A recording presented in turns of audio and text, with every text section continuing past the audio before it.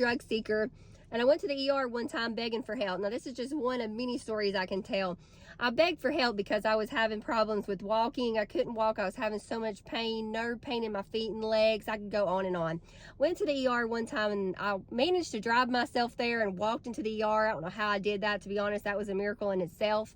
This lady that had to be 90 years old that was walking into the ER when I was, she had to help me because I was stumbling over myself. I was almost falling in the parking lot because I could barely make it into the ER. I went to go get checked into the ER.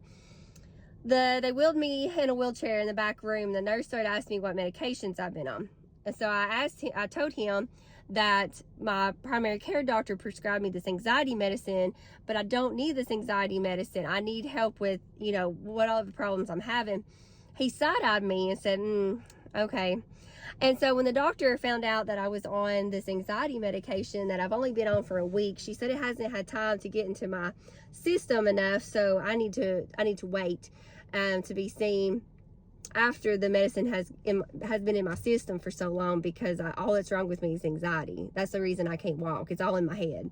And so I said, there's no way, you're wrong. I said, you are so wrong. She said, well, I'm going to do a neurological exam on you. So she had me do all this, touch your nose and close your eyes, and I failed every one of them.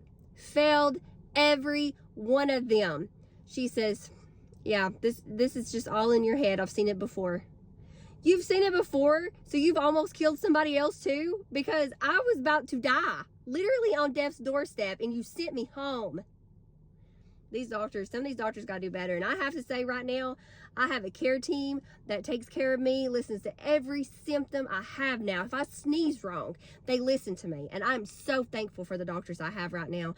But the doctors I had to get to my care team, it was a disaster.